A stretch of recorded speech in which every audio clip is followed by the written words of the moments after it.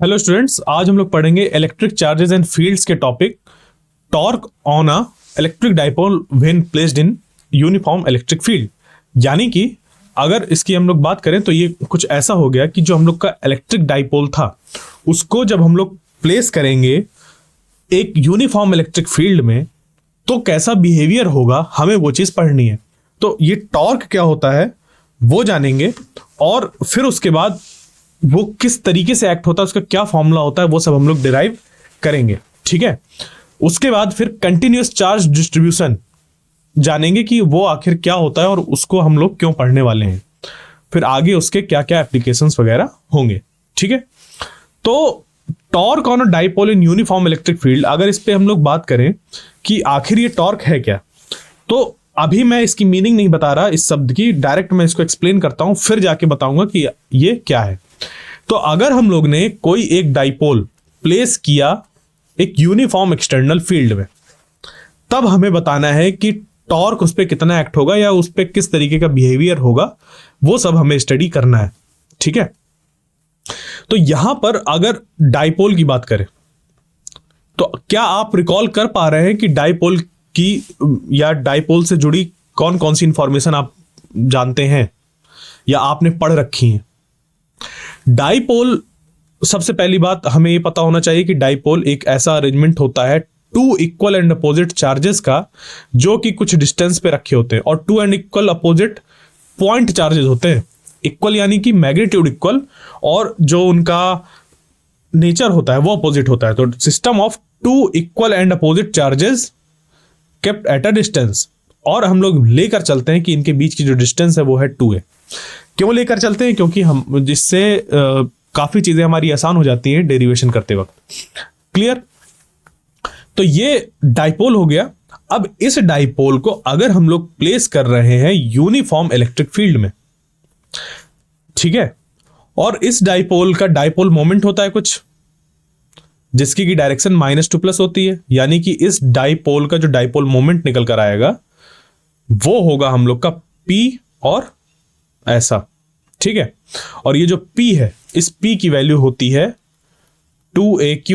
2a यानी कि distance between charges, और Q हो गया चार्ज। क्लियर? ये चीज। अब यहां पर जो ये डायरेक्शन होती है, ये वाली हमेशा कंसीडर की जाती है माइनस से प्लस की तरफ, इस तरीके से ये होती है डायरेक्शन। ठीक है, तो ये डाइपोल से रिलेटेड ये चीज थी। अब उसके बाद यूनिफॉर्म एक्सटर्नल इलेक्ट्रिक फील्ड की बात अगर हम लोग बात करें, यूनिफॉर्म एक्सटर्नल इलेक्ट्रिक फील्ड की अगर बात करें, तो इस पे यूनिफॉर्म शब्द है। क्या है?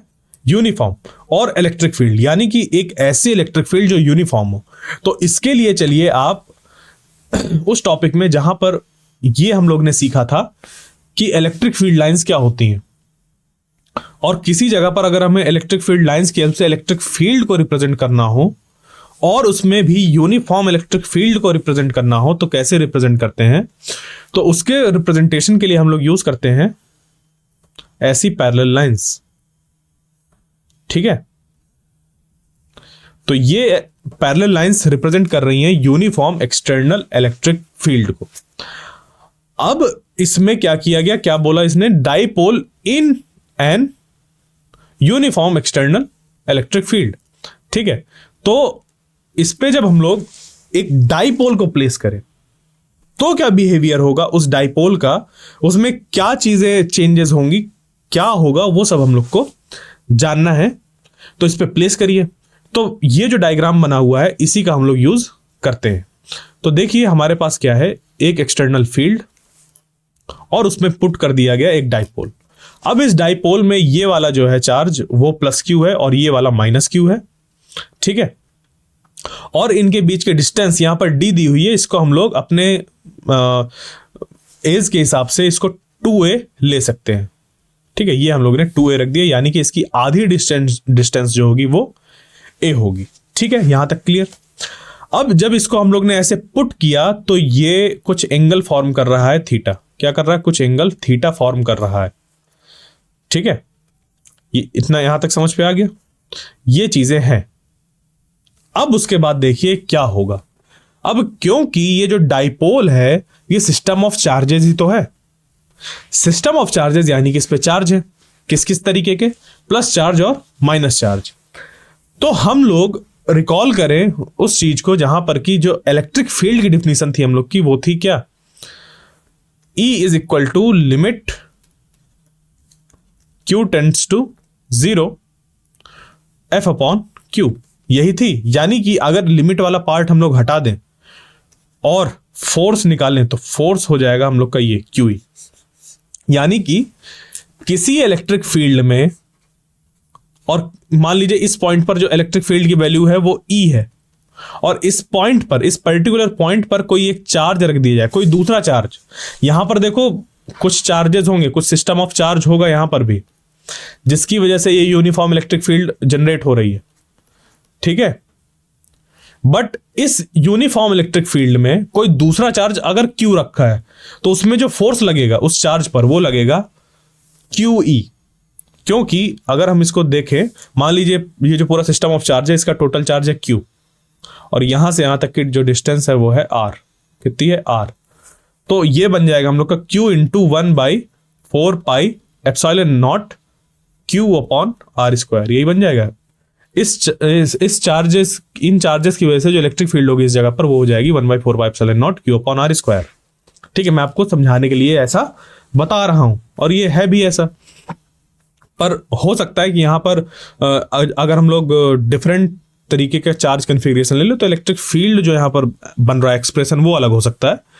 बट अगर हम लोग ये माने कि यहां से चार्ज Q है और वो इस तरीके से इलेक्ट्रिक फील्ड इस जगह पर E है, और उस E की वैल्यू हम लोग सिंपली निकाल लें तो 1/4 pi epsilon not Q upon R² आ जाएगा। और इस पे हम लोग जब Q का मल्टीप्लाई करेंगे तो ये गॉस, ये हम लोग का कूलम्ब्स लॉ ही तो बन गया, 1/4 pi epsilon not Q upon R², है नहीं कि? ठीक, क्लियर? तो बस इसी चीज का हम लोग यहां पर यूज करेंगे, सिंपल सा, कि अगर कोई एक चार्ज किसी एक्सटर्नल फील्ड में रखा जाता है तो उस इलेक्ट्रिक फील्ड की वजह से वो जो चार्ज है उस पे फोर्स लगता है। यानी कि अगर इस डाइपोल को देखो, सिंपली एक चार्ज ये, एक चार्ज ये, इस चार्ज को हम लोग ने क्योंकि प्लेस कर रखा है एक इलेक्ट्रिक फील्ड में, तो इस इलेक्ट्रिक फील्ड की डायरेक्शन इस तरफ है और ये पॉजिटिव चार्ज है, तो इसमें फोर्स लगेगा QE, जो कि डायरेक्शन में होगा किसके? इलेक्ट्रिक फील्ड के। कैसे? आप ये मान सकते हैं कि यहां पर पॉजिटिव चार्ज रखे हैं, तो हम जानते हैं कि पॉजिटिव चार्ज को क्या करता है? रिपेल करता है। तो इसके सामने अगर कोई एक पॉजिटिव चार्ज रखा जाएगा तो उसमें फोर्स ऑफ रिपल्सन लगेगा, और ये लग रहा है इस तरफ, ठीक है। दूसरा चीज, इसी डाइपोल का जो दूसरा हिस्सा है वहां पर है -Q, तो -Q जब इसके सामने आएगा तो वो क्या करेगा? अट्रैक्ट करेगा, और उस पर जो फोर्स लगेगा वो -QE लगेगा। माइनस बता रहा है कि इस फोर्स के जस्ट अपोजिट है ये वाला फोर्स, ठीक है। तो ये कुछ हम लोग का यहां पर बन गया कि इधर फोर्स लग रहा है QE और इधर भी फोर्स लग रहा है QE, माइनस बता रहा है कि इस फोर्स के जस्ट अपोजिट है, बस। तो अब क्या होगा? डाइपोल को लिया, उसको यूनिफॉर्म एक्सटर्नल फील्ड में, एक्सटर्नल इलेक्ट्रिक फील्ड में प्लेस किया। यूनिफॉर्म होने की वजह से इधर भी इलेक्ट्रिक फील्ड की वैल्यू E ही है और इधर भी इलेक्ट्रिक फील्ड की वैल्यू E ही है, ठीक है। यह बहुत इंपॉर्टेंट फैक्टर होता है। तो इस वजह से यहां पर जो फोर्स लग रहा है वो QE है और यहां पर भी फोर्स लगने वाला QE है, ठीक है। समझ गए? तो अब यहां पर इस पूरे सिस्टम पे लगेगा टॉर्क। क्या लगेगा? टॉर्क या फिर कपल। अब आखिर ये चीज क्या है? इसको अगर आपने अपने 11th क्लास में अच्छे से पढ़ा है system of particles and rotational motion में, तो समझ पर बहुत जल्दी आ जाएगा। बट फिर भी अगर आपने नहीं पढ़ा है तो मैं अभी बता देता हूं, वो समझ पर वो भी आ जाएगा, ठीक है। तो यहां पर क्या ध्यान देना है हमें कि जब हम किसी बॉडी पे, मान लीजिए ये बॉडी है, इस बॉडी में दो equal and opposite force act हो रहे हैं। ध्यान से सुनिएगा, ये रॉड है, इस रॉड मतलब एक रॉड की तरह कंसीडर कर सकते हैं, या फिर चार्ज मान लीजिए और किसी चीज से बंधे हुए हैं आपस में। तो ये वाला जो चार्ज है इस पे देखो फोर्स लग रहा है इस तरफ और इस पे फोर्स लग रहा है इस तरफ। तो जब किसी इस तरीके के अरेंजमेंट में two equal and opposite charge act होते हैं with different line of action. With different line of action का मतलब कि यहां से देखिए, अगर एक आप ऐसे लाइन ड्रॉ कर दें और इधर लाइन एक ऐसे ड्रॉ कर दें, तो इन दो लाइन के बीच में स्पेस है कि नहीं है? ये स्पेस है कि नहीं है? बस इसी चीज की बात हो रही है कि डिफरेंट लाइन ऑफ एक्शन, यानी कि ये जो एक्ट हो रहे हैं वो डिफरेंट डिफरेंट लाइन पर एक्ट हो रहे हैं। उस केस में ये जो पूरा ऑब्जेक्ट होगा वो रोटेट करेगा, और वो जो फिनोमिना है वो ये कहलाएगा कि इस डाइपोल में टॉर्क एक्ट हो रहा है या फिर कपल एक्ट हो रहा है। ठीक है, कैसा यहां पर कपल एक्ट हो रहा है? ये इक्वल एंड अपोजिट नेचर के फोर्स लग रहा है ना, इस वजह से ये एक कपल फॉर्म करते हैं और वो रोटेशन होता है। ठीक है, इसको अगर मैं इससे समझाऊं कि ये रखा हुआ है मान लीजिए डाइपोल, और ये इलेक्ट्रिक फील्ड की डायरेक्शन से कुछ ऐसा है। ठीक है, ये मान लीजिए कि ये जो है वो इधर इलेक्ट्रिक फील्ड की डायरेक्शन है इस तरफ, और इधर पे क्या रखा हुआ है? ऐसा डाइपोल रखा हुआ है। इधर इसका ये जो पॉइंटेड वाला दिख रहा है आपको, ये पॉजिटिव है और ये जो है ये निगेटिव है। ठीक है, अब इस पे लग रहा है इधर फोर्स और इस पे लग रहा है इस तरफ फोर्स। इसकी वजह से ये क्या करेगा? रोटेट करेगा ऐसे इलेक्ट्रिक फील्ड की डायरेक्शन में। ठीक है, बात समझ पे आई? तो जब two equal and opposite force act होते हैं इस तरीके के सिस्टम पर with different line of action, तो इसमें एक्ट होता है टॉर्क या फिर कपल। कपल या टॉर्क एक ही चीज है। ठीक है, तो वो जो फोर्स का हमारा एक फोर्स किस तरीके से लग रहा है वो जो जनरेट करता है उसको हम लोग टॉर्क कहते हैं। यानी कि अगर हम लोग देखें यहां से, इसको अगर सेंटर एज्यूम करें, वैसे जब कपल एक्ट होता है तब किसी भी तरीके के सेंटर की जरूरत नहीं होती। मान लीजिए ये है, इस पे एक फोर्स मैं इधर लगाऊं और दूसरा फोर्स इधर लगाऊं, तो इस पे बीच में ये कहीं पर फिक्स्ड है या नहीं है, उससे मतलब ही नहीं है कि घूमेगा कि नहीं घूमेगा। इसी तरीके से जैसे ये बॉटल है, ठीक है, इस बॉटल का मुझे ढक्कन खोलना है, तो मैं क्या करूंगा? इस पे दो फोर्स एक्ट करूंगा, एक इधर और एक इधर। ठीक है, अब मुझे खोलना है इसको, तो मैं इसको इधर एक्ट करूंगा इस तरफ, वो तो अभी टाइट होता, इधर एक्ट करूंगा इस जगह पर इधर, और इस पे इधर ये। ठीक है, ये ऐसे खुल गया। ठीक, ये चीज ऐसे खुल गई। अभी मुझे इसको रोटेट करते रहना, तो मैं इसको ऐसे लेके ऐसे ऐसे रोटेट कर सकता हूं। ये क्यों कर पा रहा हूं? क्योंकि इस पे कपल एक्ट हो रहा है और इस पे बीच में कोई भी पाइवोट की जरूरत नहीं होती कि जिसके अबाउट ये घूमे। ठीक है, तो कपल का ये एक फायदा होता है। जैसे कि ये अभी देखो, ये क्या है कि एक बॉटल पर रखा हुआ है यहां पर। ठीक है, तो जब ये इस पे रखा हुआ है तो मैं सिर्फ एक फोर्स लगाकर इस पे टॉर्क लगा सकता हूं, जिसकी वजह से घूम जाएगा। ठीक है, देखो ये एक फोर्स, मैं सिर्फ एक अपनी उंगली से इस पे फोर्स लगा रहा हूं, फिर भी घूम रहा है। बट इसी को अगर मैं यहां पर हवा पे रखकर कहीं पर भी फिक्स ना करूं और फिर एक उंगली से घुमाने की कोशिश करूं, ये नहीं घूमेगा, क्योंकि उसको क्या चाहिए होंगे? दो force equal and opposite nature के चाहिए होंगे और with different line of action चाहिए होंगे, तभी ये जो पूरा है सिस्टम रोटेट करेगा, वरना रोटेशन नहीं होगा। जैसे कि फिर से मैं एक बार बता दूं, ये डाइपोल मान लीजिए, ये एक्सटर्नल फील्ड इस डायरेक्शन में है, ये इधर पॉजिटिव इधर निगेटिव, तो पॉजिटिव पे लगेगा फोर्स इस डायरेक्शन में, निगेटिव फोर्स लगेगा इस डायरेक्शन में, तो ये क्या करेगा? ऐसे रोटेट कर जाएगा। अभी देखो ये फोर्स इधर लग रहा है, ये फोर्स इधर लग रहा है, दोनों की लाइन ऑफ एक्शन कैसा डिफरेंट है। अब ये जैसे ही इधर आ जाएगा घूम के, अब फोर्स लगेगा इस पे इस तरफ और इस पे लगेगा इस तरफ। ये दोनों जो फोर्स होंगे वो एक दूसरे को कैंसिल आउट कर देंगे, क्योंकि सेम लाइन ऑफ एक्शन है। तो इस पे इस जगह पर आने के बाद कोई भी फोर्स एक्ट नहीं होगा। ठीक है, बात समझ गए? तो बस यही सारी चीजें हैं जिनको हमें याद रखना है, हमें थोड़ा सा समझना भी है इसकी मैथमेटिक्स के अलावा भी, कि किस तरीके से ये हम लोग देख पा रहे हैं, उसको समझ पा रहे हैं। ठीक है, तो ये सारा चीज हमें क्या करना है? ध्यान रखना है dipole in an uniform external field में। क्लियर? अब हम लोग के पास क्या है? हमें निकालना है इसका टॉर्क की वैल्यू। तो इसका मतलब जो डेरिवेशन है, अब उसको करते हैं हम लोग सिस्टमैटिकली, कि किस तरीके से वहां तक अप्रोच हमारी होगी। क्लियर? तो मान लीजिए कि कोई एक डाइपोल है जो कि रखा हुआ है एक्सटर्नल फील्ड में, जिसकी यहां पर सेपरेशन है 2a और एक्सटर्नल फील्ड की वैल्यू है E। तो यहां पर जो फोर्स लगेगा इस चार्ज पर वो लगेगा QE, इस पे जो लगेगा वो लगेगा -QE। ठीक है, यहां तक क्लियर। बट इसमें जो नेट फोर्स होगा, नेट फोर्स, ठीक है, F नेट, वो होगा 0 हमेशा। वो कितना होगा? हमेशा 0। देखो टोटल जो इस पूरी बॉडी में फोर्स लग रहा है इधर और इधर मिलाकर 0 होगा कि नहीं होगा? क्योंकि ये इधर एक्ट हो रहा है और ये इधर एक्ट हो रहा है हमेशा। तो इस पे जो फोर्स एक्ट हो रहा है हमेशा वो 0 हो रहा है, बट उसमें रोटेशन होगा। किसकी वजह से? क्योंकि ये फोर्स यहां से कुछ डिस्टेंस पे है, ठीक है, इनका लाइन ऑफ एक्शन अलग अलग है, इस वजह से ये टॉर्क को जनरेट करेगा और इसको रोटेट कर देगा।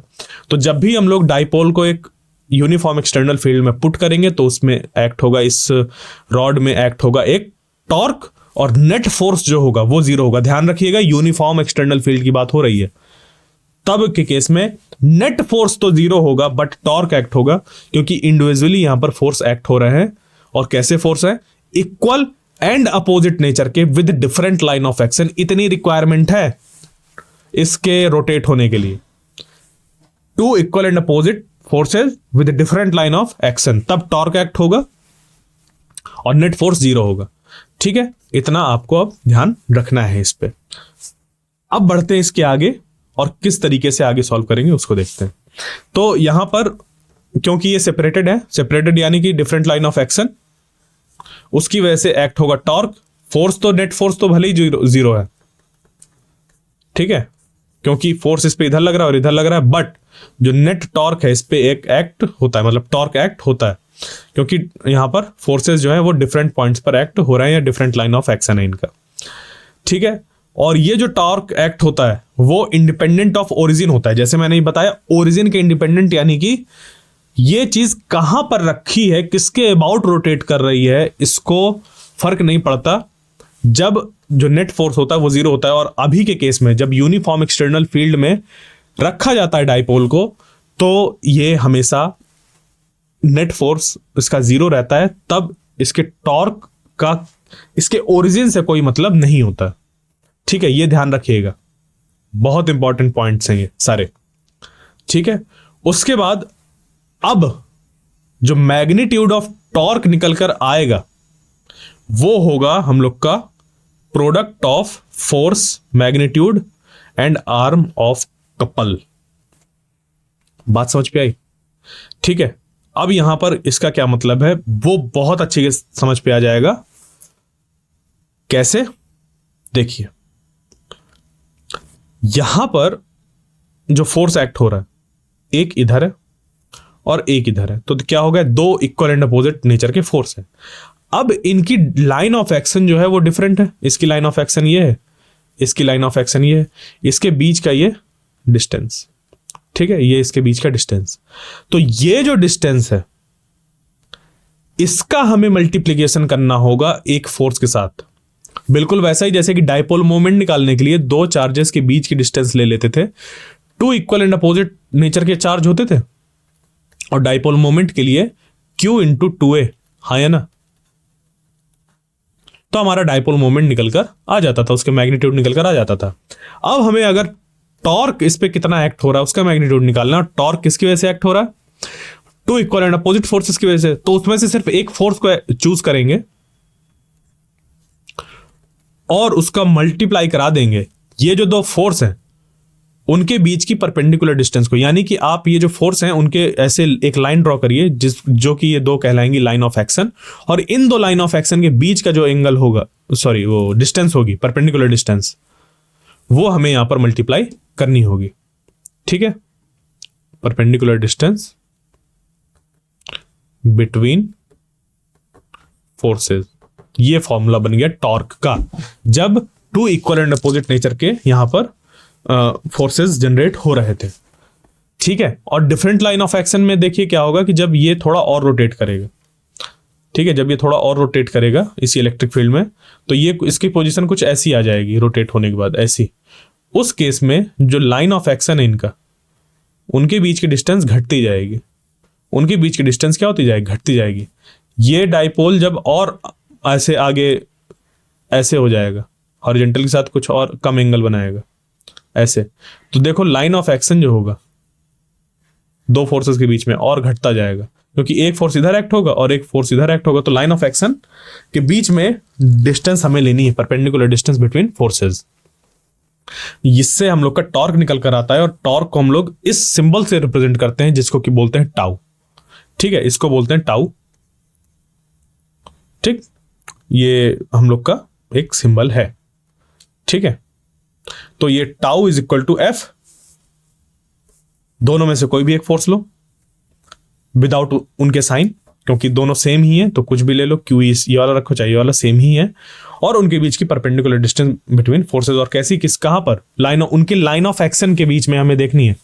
तो अब देखिए यहां पर अगर हमें ये बताना है ये, तो कैसे बताएंगे? अभी हम लोग ने क्या देखा कि ये माना कि ये जो डाइपोल है वो इलेक्ट्रिक फील्ड के साथ थीटा एंगल फॉर्म कर रहा, क्योंकि ये माइनस क्यू है और ये प्लस क्यू है, तो डाइपोल मोमेंट की जो डायरेक्शन है वो इस तरफ है, डाइपोल मोमेंट की डायरेक्शन इस तरफ है। ठीक है, और इलेक्ट्रिक फील्ड की डायरेक्शन इस तरफ है, और इनके बीच का जो एंगल है वो है थीटा। तो अगर मैं कहूं तो थीटा यहां पर भी बन सकता है, ये बिल्कुल वैसा ही कि दो पैरेलल रेज हैं, उनको एक ट्रांसवर्स काट रही, तो ये वाला एंगल और ये वाला एंगल सेम होता है, तो यही चीज तो बन रहा है। ये और ये यहां पर ट्रांसवर्स लाइन है, सॉरी वो पैरेलल लाइंस है, और इसको एक ये ट्रांसवर्स ऐसे लाइन कट कर रही, तो ये वाला एंगल सेम होगा, तो हम लोग ने ये वाला एंगल थीटा इसको भी चूज कर लिया। तो जैसे ही इसको चूज करेंगे तो हम क्या कर सकते हैं, ये डिस्टेंस देखिए हमें पता है, ये डिस्टेंस पता है कि ये है हमारी 2a, तो इसी डिस्टेंस के फॉर्म पे हम लोग इसको निकाल लेंगे, जो कि निकल कर आ जाएगी 2a sin थीटा। ये कहां से निकल कर आई? ये हम लोग की सिंपल ट्रिग्नोमेट्री लग गई। ट्रिग्नोमेट्री कैसे? ये वाला अपॉन ये वाला इज इक्वल टू होता है साइन थीटा। ठीक है, परपेंडिकुलर अपॉन हाइपोटेनस, यही तो होता है साइन थीटा, तो sine theta is equal to perpendicular upon hypotenuse. और यहां पर अगर इसको नाम दे दिया जाए ए, बी और सी, ठीक है, तो परपेंडिकुलर यानी कि ए बी, क्योंकि एंगल ये वाला था तो ये ए बी, और हाइपोटेनस यानी कि ए सी। ठीक है, तो क्या बन गया यहां पर, इसको अगर मैं लिख दूं तो P तो हमें पता नहीं है, ए बी तो हमें फाइंड करनी है, तो ए बी पता नहीं, और नीचे जो ए सी हो गया वो हो गया 2a, यानी कि ए बी अगर निकाल लें इसको इक्वेट करके, तो A B is equal to 2a sine theta, ये निकल कर आ गया। ठीक है, तो इसको यहां पर हम लोग ने रख लिया 2a साइन थीटा, यानी कि थीटा चेंज होने के साथ साथ ये जो टॉर्क की वैल्यू है वो भी चेंज होती जाएगी। ठीक है, तो ये आपको ध्यान रखना है कि टॉर्क कभी भी निकालना है इन केस पे, इस पे डाइपोल को जब पुट करेंगे एक्सटर्नल फील्ड में, तो निकल कर आएगा कैसा, दो फोर्सेस जो हैं उनमें से कोई भी फोर्स ले लो क्योंकि इक्वल है, और उन दो फोर्सेस की जो लाइन ऑफ एक्शन है उसके बीच की परपेंडिकुलर डिस्टेंस, वो हम लोग ऐसे निकाल सकते हैं। ठीक है, अब यहां पर कुछ भी चीजें चेंज कर सकता है, वो 2a को l बोल सकता है। ठीक है, इस यहां पर या फोर्स किसी और तरीके से एक्ट हो रहा, बट बस हमें यही ध्यान रखना है, ये चीज, इसी से सारा चीज हमारा आगे काम हो जाएगा। ठीक है, तो एक ये हो गया और एक ये, तो इसी को अगर हम लोग देखें, लिखें, समझें कि कैसे होगा, तो अब देखते हैं इसकी अगली स्लाइड, और ये निकल कर आ गया। तो मैग्नीट्यूड ऑफ टॉर्क हमारा क्या था, force into perpendicular distance between forces, उनके मतलब लाइन ऑफ एक्शन जो था उनके बीच की परपेंडिकुलर डिस्टेंस ये वाली, और ये निकाल लिया था हम लोग ने 2a साइन थीटा। इसको एक ऐसा ट्राइंगल कंसीडर करके ऐसे ये वाला एंगल थीटा लेकर, ठीक है, तो 2a साइन थीटा, यानी कि परपेंडिकुलर डिस्टेंस की जगह पे हम लोग लिख सकते हैं क्या, 2a साइन थीटा, और एक फोर्स की वैल्यू क्या है, QE है, तो F की जगह पर रख दिया QE इंटू की जगह, यानी कि 2a साइन थीटा, तो 2a साइन थीटा ये आ गया। ठीक है, ये फोर्स हो गया। अब यहां पर Q2a ये मिलकर बन जाएगा P डाइपोल मोमेंट, और ये हो गया E, और ये बन गया साइन थीटा। ठीक है, ये बन जाएगा P E साइन थीटा, ये हो गया टाउ की वैल्यू। ठीक है, वो भी किसका, देखो यहां पर कोई सिंबल अभी नहीं लगाया मैंने, ऊपर वेक्टर फॉर्म नहीं लगाया क्योंकि ये मैग्नीट्यूड को रिप्रेजेंट कर रहा है। तो हमारा एक डेरिवेशन ये कंप्लीट हो गया। कैसे करेंगे, यहां से हम लोग सबसे पहले लिखेंगे कि tau is equal to either force, ये लिख दिया जाएगा tau is equal to either force into perpendicular distance between forces. ठीक है, ये जैसे ही ये बना, वहां से फिर हम लोग को आगे ऐसे पुट करते जाना है चीजों को। इसको यहां से 2a sin थीटा पुट कर देंगे, ये पूरा डायग्राम बनाकर ये हो गया। f की वैल्यू QE रख जाएगी, tau is equal to QE, 2a sin theta equal to PE sin theta, ये निकल कर आ जाएगा ऐसे यहां तक। ठीक है, ये हम लोग का उसका मैग्नीट्यूड पता चल गया टाउ का या टॉर्क का। इसी को अगर हमें वेक्टर फॉर्म में देखना है तो ये बन जाएगा P क्रॉस E। क्या बन जाएगा? P cross E। और हम लोग जानते हैं जो क्रॉस प्रोडक्ट है, क्रॉस प्रोडक्ट हम लोग का साइन थीटा पे डिफाइंड होता है। इसको कि अगर मैं आगे और लिखूं तो ये कुछ ऐसा लिखा हुआ है, P E साइन थीटा और P vector cross E cap. ठीक है, यानी कि P साइन थीटा हो गया इसका मैग्नीट्यूड, इस टाउ का मैग्नीट्यूड, और जो इसकी डायरेक्शन निकल कर आएगी वो डाइपोल मोमेंट की डायरेक्शन का क्रॉस प्रोडक्ट लेना होगा इलेक्ट्रिक फील्ड के साथ, इलेक्ट्रिक फील्ड की डायरेक्शन के साथ। तो हमारा इस टॉर्क का क्या डायरेक्शन होगा वो पता चल जाएगा। तो अब इसको निकालना सीखते हैं कि इसकी डायरेक्शन कैसे हमें पता करनी है कि टाउ की डायरेक्शन क्या होगी। तो सिंपली हम लोग क्या करेंगे, जब भी क्रॉस प्रोडक्ट इस तरीके से बन रहा हो कि किसी दो वेक्टर क्वांटिटीज के बीच में, और फिर हमें जो यहां पर क्वांटिटी निकल रही है उसका डायरेक्शन बताना हो कि क्या होगा, तो जो पहली क्वांटिटी होती है उसकी डायरेक्शन में जो आपकी फिंगर्स हैं उनको पुट करिए। तो क्योंकि डाइपोल मोमेंट की जो डायरेक्शन है, ये देखिए डायरेक्शन बताता है ये यूनिट वेक्टर, तो इसकी जो डायरेक्शन है वो है इधर से इधर। ठीक है, ये डायरेक्शन है इधर, और जो इलेक्ट्रिक फील्ड की डायरेक्शन है वो है इस तरफ, और उन्हीं के बीच में ही ये एंगल बना है ये थीटा। ठीक है, ये ध्यान दीजिएगा। तो ये इसके बीच का एंगल बना है थीटा। तो अब क्या करेंगे, P की डायरेक्शन में ऐसे पुट करेंगे और E की तरफ ऐसे हाथ को अपने दबा देंगे।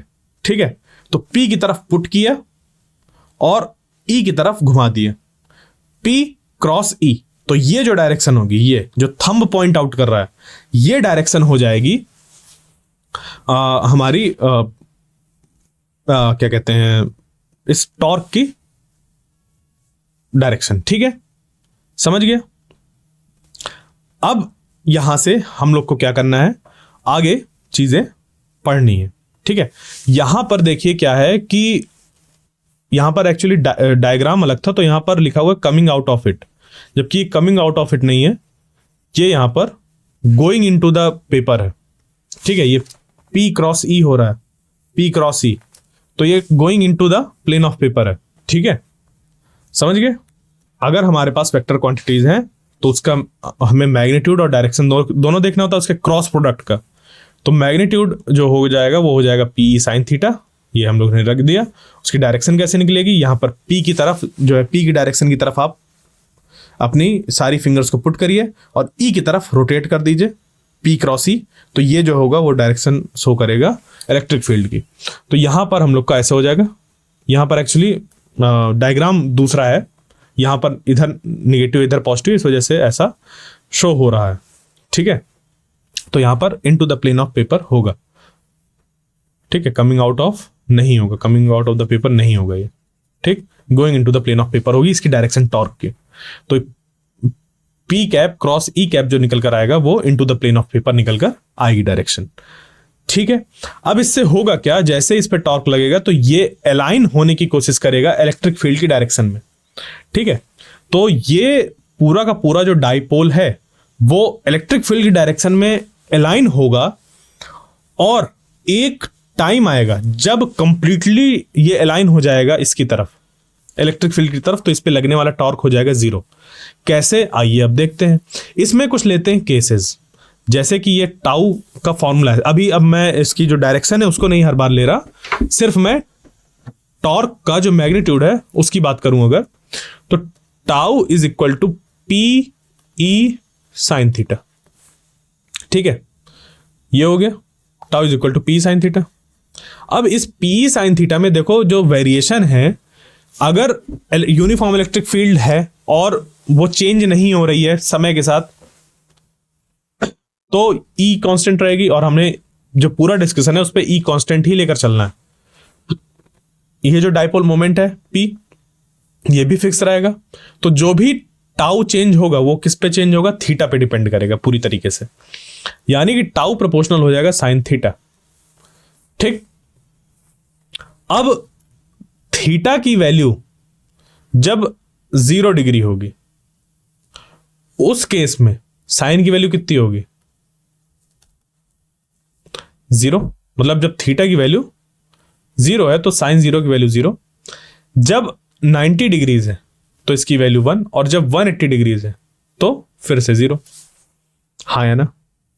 यानी कि अगर हमारा डाइपोल, पहले केस की अगर हम बात करें, वो इलेक्ट्रिक फील्ड की ही डायरेक्शन में ओरिएंट हो जाता है। ठीक है, इलेक्ट्रिक फील्ड की ही डायरेक्शन में अगर ओरिएंट हो जाता है ऐसे, ये देखिए इसकी डाइपोल मोमेंट की डायरेक्शन और इलेक्ट्रिक फील्ड की जो है उसकी दोनों की डायरेक्शन कैसी है, सेम है, यानी कि थीटा इक्वल टू 0 है। उस केस में इस पे कोई टॉर्क एक्ट नहीं होगा। क्यों नहीं होगा, इसको फिजिकली समझिए। ये तो हम लोगों ने मैथमेटिकली निकाल लिया।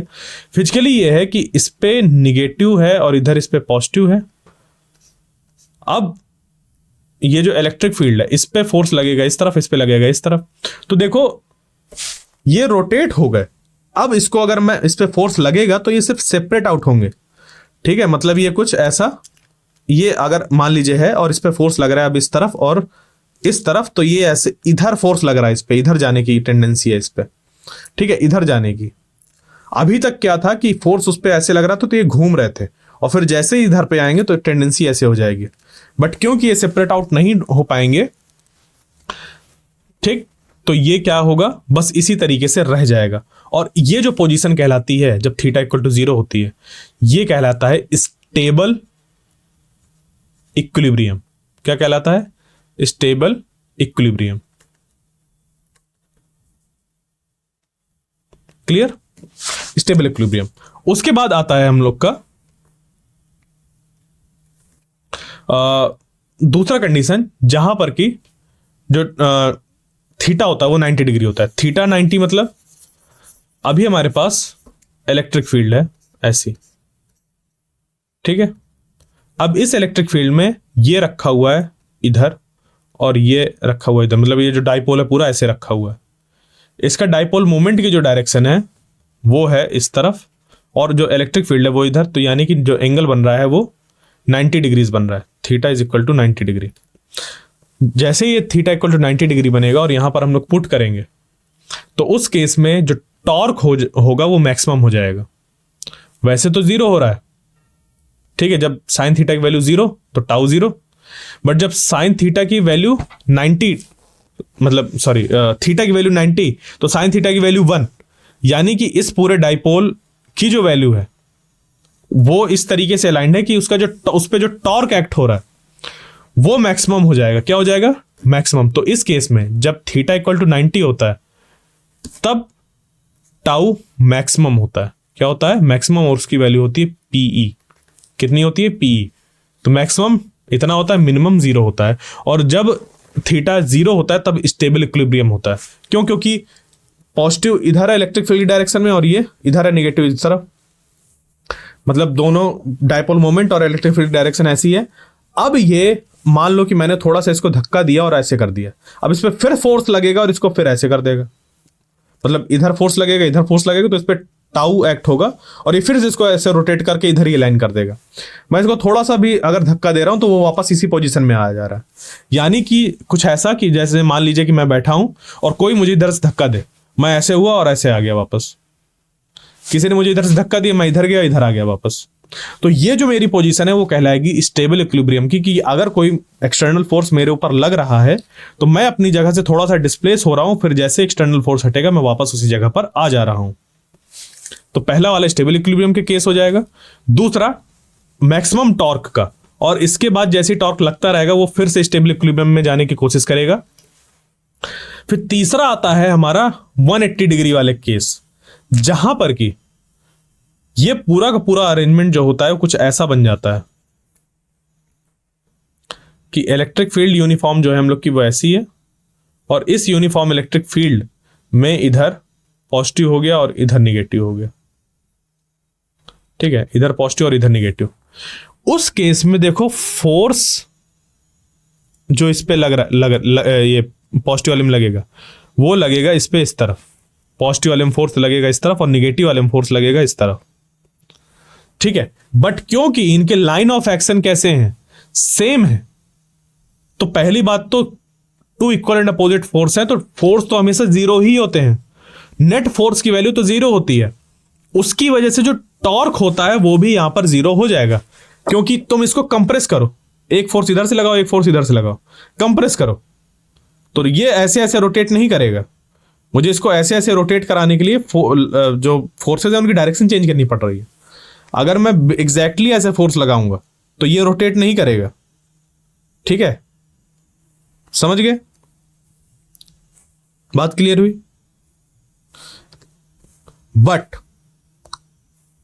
ये ऐसा है, बट इस पे अगर जरा सा भी हमने क्या कर दिया, इसको किसी ने हल्का सा धक्का दे दिया, तो ये क्योंकि फोर्स इसको अंदर तरफ धकेल रहे हैं, इसको आप अपने पेन से करके देखिएगा, एग्जैक्टली ऐसे कीजिएगा और इस पे अंदर फोर्स लगाइएगा, और अगर किसी ने धक्का दे दिया तो ये सीधे ऐसे घूम जाएगा।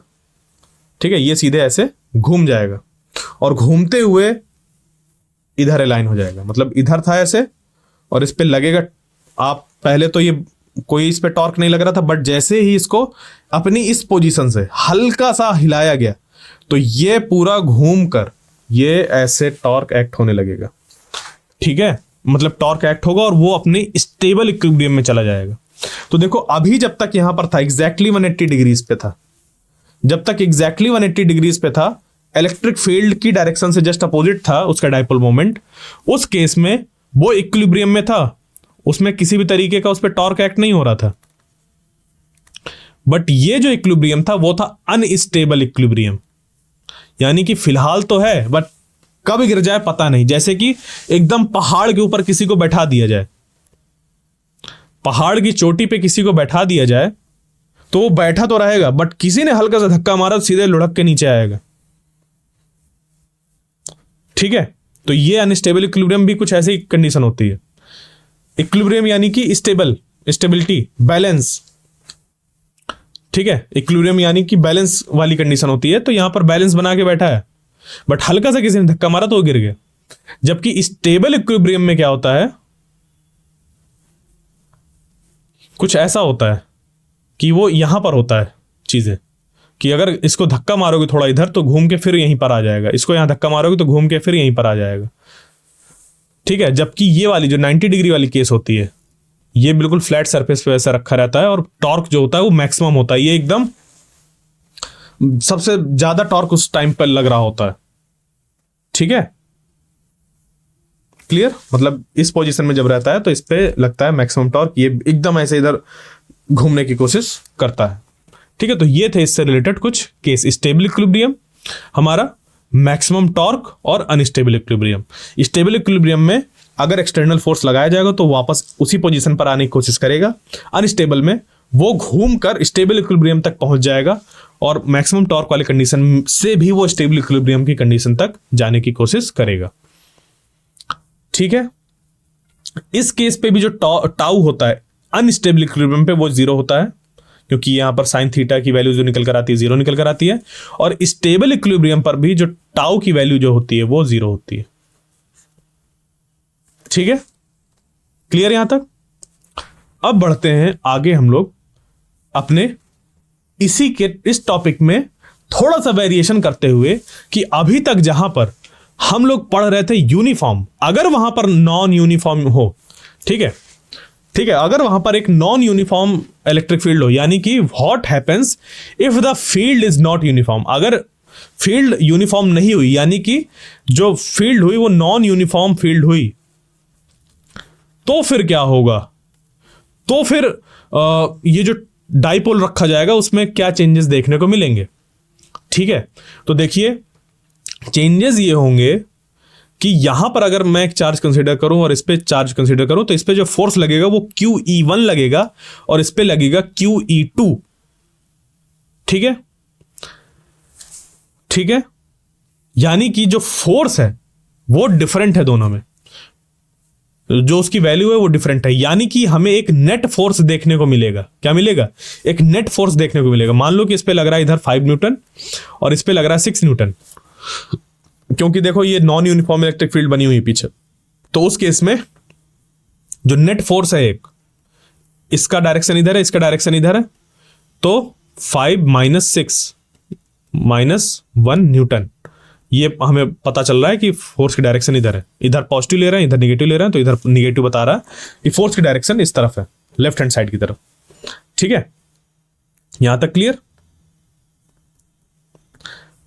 यानी कि जब हमारा डाइपोल एक नॉन यूनिफॉर्म इलेक्ट्रिक फील्ड में रखा होता है, तब उस पे एक नेट फोर्स भी एक्ट होता है, यानी कि उस पे जो टोटल फोर्स होता है वो 0 नहीं रह जाता। अब उस साथ ही साथ उस पर नेट टॉर्क तो एक्ट ही होता रहता है, नेट टॉर्क तो एक्ट ही होता रहता है, यानी कि उसका रोटेशन भी होता है, साथ ही साथ डिस्प्लेसमेंट भी होता है। उसका क्या होता है? डिस्प्लेसमेंट भी होता है, लीनियर डिस्प्लेसमेंट। फोर्स भी एक्ट होता है।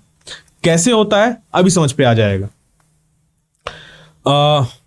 ठीक है, तो देखिए बिल्कुल लेते हैं हम लोग वाली कंडीशन जहां पर कि ये ऐसा रखा हुआ स्टेबल इक्विलिब्रियम की कंडीशन में। अब देखिए स्टेबल इक्विलिब्रियम में था, जब यूनिफॉर्म था तो स्टेबल इक्विलिब्रियम था और इसमें किसी तरीके का टॉर्क या फिर फोर्स एक्ट नहीं हो रहा था जब यूनिफॉर्म में था। बट अगर नॉन यूनिफॉर्म में हुआ तो या तो इधर वाला फोर्स ज्यादा होगा या तो इधर वाला फोर्स ज्यादा होगा। ठीक है, तो मान लीजिए कि राइट हैंड साइड वाला फोर्स अगर ज्यादा है तो ये इसको पीछे धक्का देगा, और अगर लेफ्ट हैंड साइड वाला ज्यादा है तो इसको आगे तरफ बढ़ाएगा, नॉन यूनिफॉर्म के केस में, क्योंकि ये दोनों वैल्यू अब सेम नहीं है। यूनिफॉर्म के केस में दोनों सेम थी, इस वजह से इस पे टॉर्क 0 हो जा रहा था और फोर्स भी तो हमेशा 0 ही था, और इस पे किसी भी तरीके कहीं पर भी मूवमेंट नहीं हो रहा था। जबकि नॉन यूनिफॉर्म के केस में ये घूमेगा भी, साथ में आगे भी बढ़ेगा, लीनियर मोशन भी होगा। ठीक है, क्लियर? तो इतना डिफरेंस होता है इस पे। तो आप इन पॉइंट्स को पढ़ सकते हैं, समझ सकते हैं कि क्या है। तो if the external electric field E is not uniform, net force on the dipole will be non zero, यानी कि एक नेट फोर्स उस पर एग्जिस्ट करने लगेगा। यूनिफॉर्म के केस में नेट फोर्स 0 होता था और टॉर्क नॉन जीरो, जबकि नॉन यूनिफॉर्म के केस में नेट फोर्स भी नॉन जीरो होगा और नेट टॉर्क भी नॉन जीरो होगा। तो there will be a torque on the system, जैसे पहले के यूनिफॉर्म वाले केस में था। ठीक है, और साथ ही साथ हम लोग के यहां पर फोर्स भी है, तो ये दोनों चीजें एग्जिस्ट करेंगी, नेट फोर्स और नेट टॉर्क। क्लियर? और अभी मैंने ये दो एग्जांपल सिचुएशंस लेके आपको एक्सप्लेन कर दिया कि ये इधर जाएगा या इधर जाएगा जब नॉन यूनिफॉर्म इलेक्ट्रिक फील्ड होगी। क्लियर? अब चलते हैं हम लोग अपने अगले टॉपिक में और बात करते हैं सरफेस चार्ज डेंसिटी या चार्ज डेंसिटीज की। एक्चुअली हम लोग के पास 3 तरीके की चार्ज डेंसिटी होती हैं। एक होती है लीनियर, जिसको कि अगली स्लाइड में पढ़ेंगे। एक होती है सरफेस, जिसको कि अभी पढ़ेंगे, और वॉल्यूम चार्ज डेंसिटी लीनियर के बाद पढ़ेंगे। ठीक है, सरफेस चार्ज डेंसिटी को समझाना पहले आसान है, इस वजह से इसको रखा गया है। उसके बाद लीनियर और जो वॉल्यूम है वो भी आपको आसानी समझ पे आ जाएगा। तो जैसा कि मैं अपने लेक्चर्स पर कहता आ रहा हूं कि अगर आपको फिजिक्स समझनी है तो हर एक टर्मिनोलॉजी को समझने की कोशिश करिए कि आखिर वो खुद में क्या कहती है। जैसे कि डेंसिटी की बात है, तो डेंसिटी क्या कहता है? डेंसिटी का मतलब क्या होता है? डेंसिटी एक्चुअली कुछ ऐसा होता है। अगर मास डेंसिटी की बात की जाए, मास डेंसिटी की अगर बात की जाए तो वो होती है मास पर यूनिट वॉल्यूम, यही होता है, याद आ गया होगा। मास डेंसिटी, जिसको कि हम लोग सिंपली डेंसिटी पढ़ते हैं 9th क्लास में, और वो बन जाता है हम लोग का मास अपॉन वॉल्यूम, है ना। इसी तरीके से सरफेस चार्ज, यानी कि ऐसे चार्ज जो कि सरफेस में मौजूद हो, किसी एरिया में मौजूद हो, उनकी डेंसिटी निकालनी है। तो हमें सरफेस से मतलब है, यानी कि सरफेस क्या हमें प्रोवाइड करता है, एरिया। क्या प्रोवाइड करता है, एरिया। तो हमें डेंसिटी निकालनी है, किसकी, चार्जेस की डेंसिटी निकालनी है।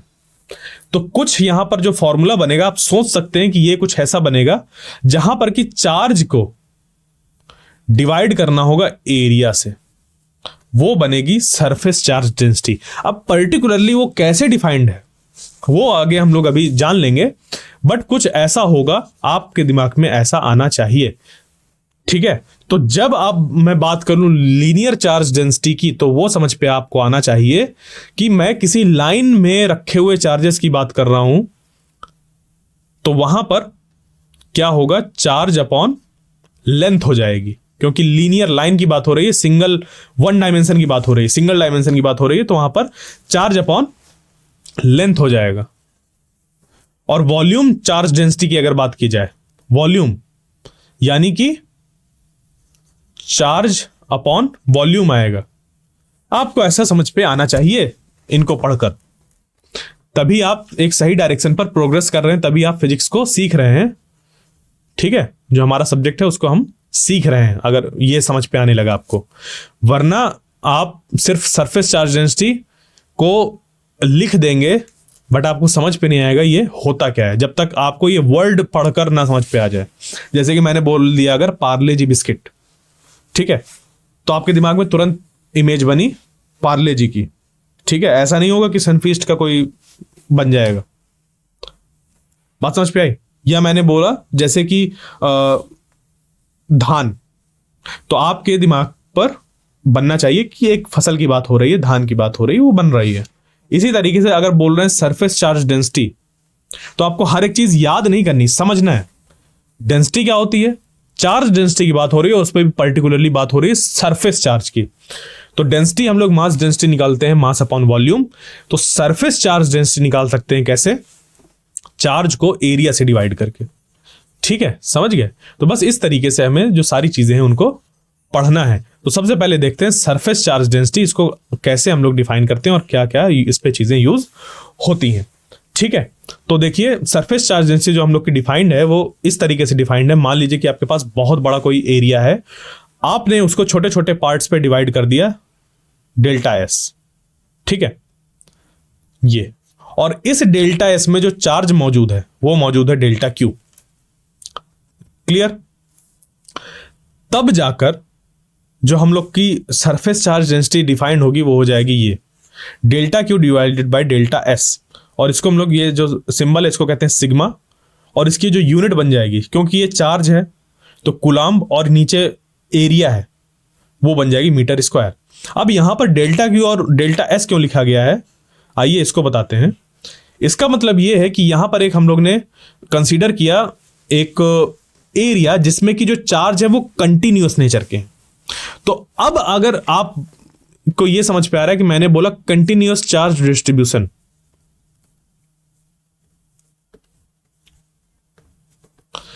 कंटिन्यूअस चार्ज डिस्ट्रीब्यूशन, तो फिर आपके दिमाग में ये आना चाहिए कि फिर वो डिस्क्रीटनेस ऑफ चार्जेस की क्या बात हुई, क्वांटाइजेशन ऑफ चार्ज की कहां बात होगी। फिर अब बेसिक प्रॉपर्टीज ऑफ चार्जेस, जहां पर कि हम लोग ने पढ़ा था कि किसी भी एक बॉडी से दूसरी बॉडी में जब चार्ज ट्रांसफर होंगे तो वो हो जाएगा इंटीग्रल मल्टीपल ऑफ ई, पढ़ा था कि नहीं पढ़ा था। तो अगर चार्जेस ऐसे होते हैं, इंटीग्रल मल्टीपल ऑफ ई होते हैं, तो फिर हम लोग कंटिन्यूअस चार्ज डिस्ट्रीब्यूशन की बात क्यों कर रहे हैं। कंटिन्यूअस चार्ज मतलब जैसे पानी की अगर हम लोग बात करें तो वो H2O मॉलिक्यूल से मिलकर बना हुआ है, बट एज अ होल जब हम लोग देखते हैं, एज अ होल इसको ऐसे देख रहे हैं, तो ये हमें कंटिन्यूअस नेचर दिखाई दे रहा है। यानी कि जब इसको हम लोग दूर से देख रहे हैं, माइक्रोस्कोपिकली देख रहे हैं, माइक्रोस्कोपिकली, बहुत माइन्यूटली नहीं देख रहे हैं, माइक्रोस्कोपिकली देख रहे हैं। माइक्रो नहीं बोल रहा मैं, मैक्रो बोल रहा हूं, ठीक है, माइक्रोस्कोपिकली। तो माइक्रोस्कोपिक व्यू में जो चीज पार्टिकल से मिलके बनी है छोटे छोटे, या मान लीजिए कि डिस्क्रीटनेस है जिसपे, डिस्क्रीट यानी कि छोटे छोटे हिस्से हैं, वो देखने में कंटिन्यूअस दिख रहा है। बिल्कुल ऐसा चार्जेस के साथ भी होता है। तो यहां पर जो चार्ज मौजूद है वो इतने ज्यादा अमाउंट में मौजूद है कि वो एक कंटिन्यूअस नेचर को जन्म दे रहा है। जैसे कि एक हमारे पास मेटल की शीट हो और उस पर जब चार्ज रखा जाएगा Q, तो ये Q चार्ज पूरे इस मेटल पे डिस्ट्रीब्यूट हो जाता है। ठीक है, ये जानिए इस बात को कि अगर कोई कंडक्टर है, उस कंडक्टर में कोई चार्ज पुट किया गया तो वो पूरा का पूरा चार्ज इस पूरी मेटल शीट पे डिस्ट्रीब्यूट हो जाता है इवनली। ठीक है, इवनली डिस्ट्रीब्यूट हो जाता है। और इस फिर अगर जब हम लोग मैक्रोस्कोपिकली देखते हैं, मैक्रोस्कोपिकली, तो ये हम लोग को कंटिन्यूअस नेचर का दिखाई देता है। तो यहां पर हम लोग डिफाइन कर सकते हैं डेंसिटी, जैसे कि वाटर की डेंसिटी डिफाइन करते हैं मास अपॉन वॉल्यूम, तो उसी तरीके से हम लोग यहां पर उस चार्ज की डेंसिटी हम लोग डिफाइन कर सकते हैं, सरफेस चार्ज डेंसिटी की।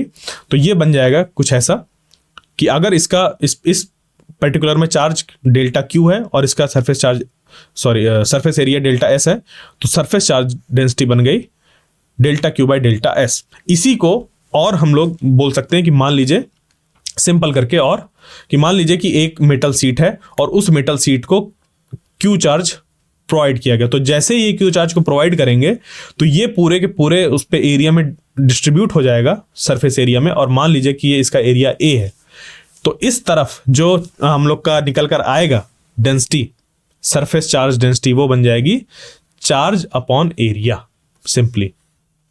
ठीक है, तो यहां पर ये सिर्फ ये बता रहा है, डेल्टा का मतलब यहां पर लिखा हुआ है कि इतने थोड़े से चार्जेस की बात हो रही है, और डेल्टा इसकी बात हो रही है कि इतने थोड़े से एरिया की बात हो रही है, जबकि ये लिखा यही है चार्ज अपॉन एरिया।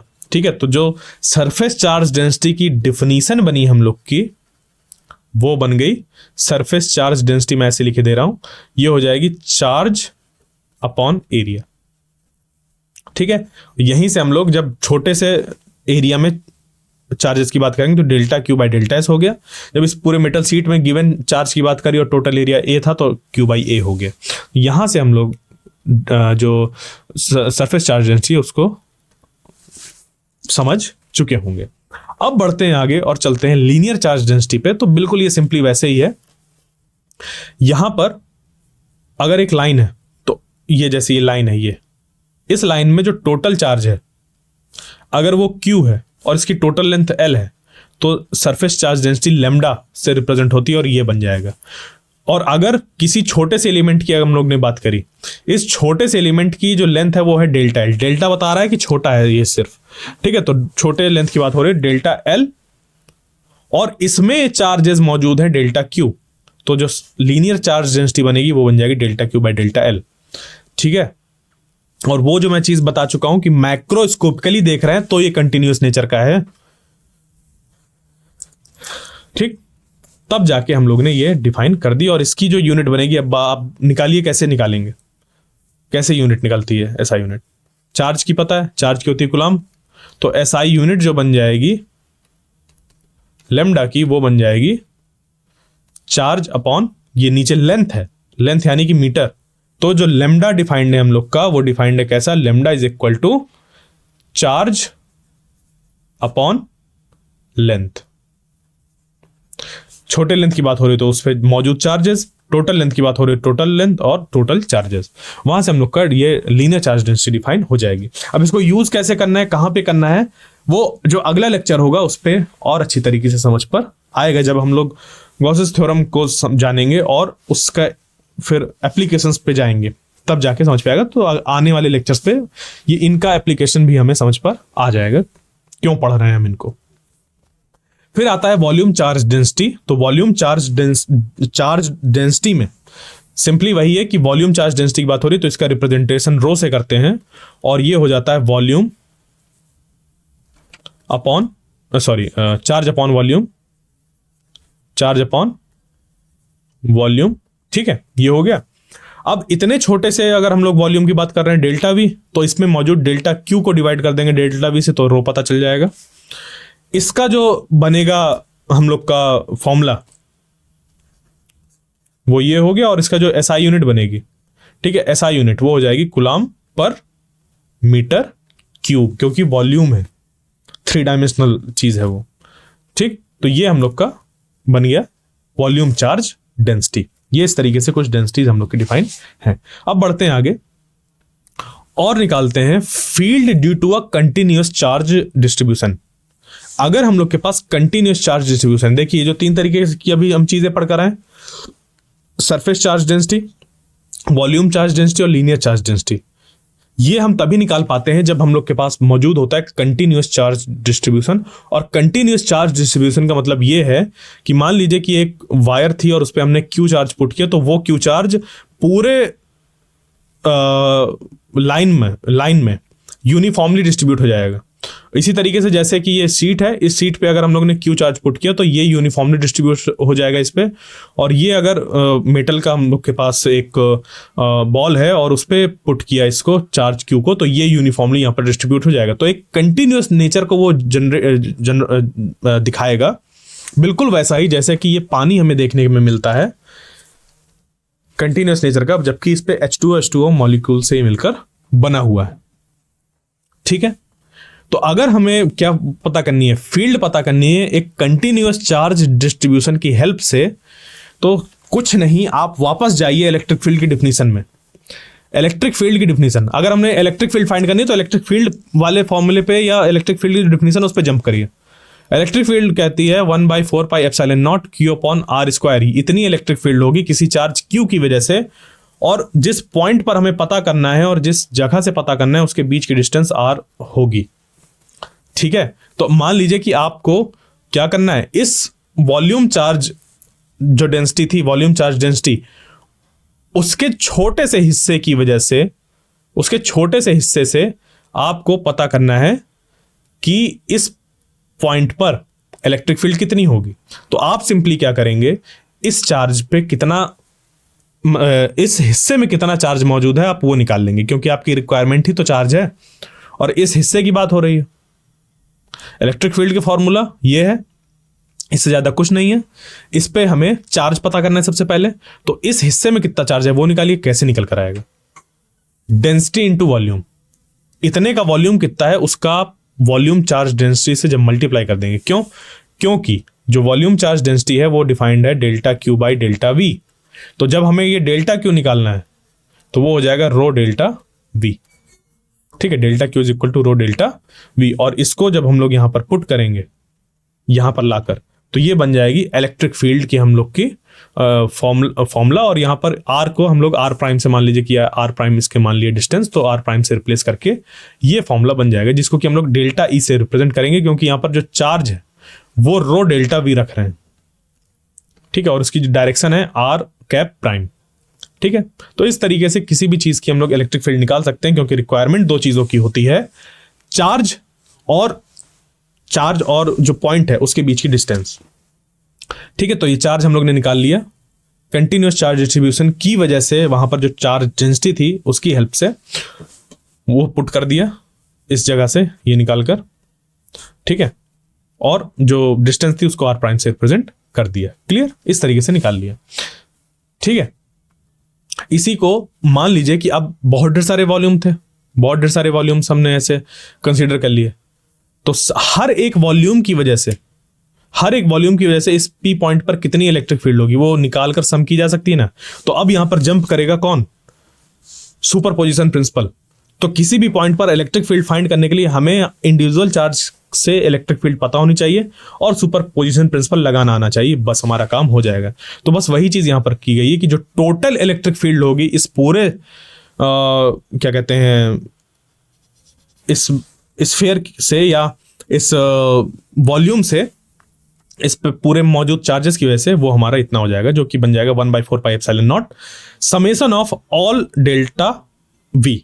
ठीक है, ये एक चीज है, ये यहां पे नीचे सबस्क्रिप्ट में लिखा हुआ है ये। क्लियर, और ये हो गया वही रो डेल्टा वी और आर प्राइम स्क्वायर। समझ गए, ये समेशन बता रहा है कि सारे अब हम लोग जितने चार्जेस हैं उसका इंडिविजुअली इलेक्ट्रिक फील्ड निकाल कर यहां पर सुपरपोजिशन प्रिंसिपल लगाकर उस पर देखेंगे कि कितनी होगी। ठीक है, तो अभी इससे ज्यादा आपके सिलेबस में नहीं है, तो मैं इसको अब ज्यादा नहीं बताने वाला, वरना फिर यही हमारा कन्वर्ट हो जाता है इंटीग्रेशन के फॉर्म पे, जो कि अभी आपके लिए रिक्वायर्ड नहीं है। क्लियर, तो आई होप आपको जो आज का सेशन था वो समझ पे आ गया होगा, जहां पर हम लोग ने कवर किया है कि जब एक डाइपोल को प्लेस करते हैं इलेक्ट्रिक फील्ड में तो उसमें लगता है टॉर्क, और किस तरीके के हम लोग के चार्ज डिस्ट्रीब्यूशन होते हैं, कंटिन्यूअस चार्ज डिस्ट्रीब्यूशन बेसिकली, उस पर surface charge density, volume charge density और लीनियर चार्ज डेंसिटी हम लोग फाइंड करते हैं। तो ये सारी चीजें आज हम लोग ने पढ़ी हैं। अब जो इसका अगला टॉपिक होगा उस पर हम लोग गॉसेस थ्योरम के बारे में पढ़ेंगे और उसका फिर आगे चलकर एप्लीकेशन वगैरह जानेंगे। तो थैंक यू।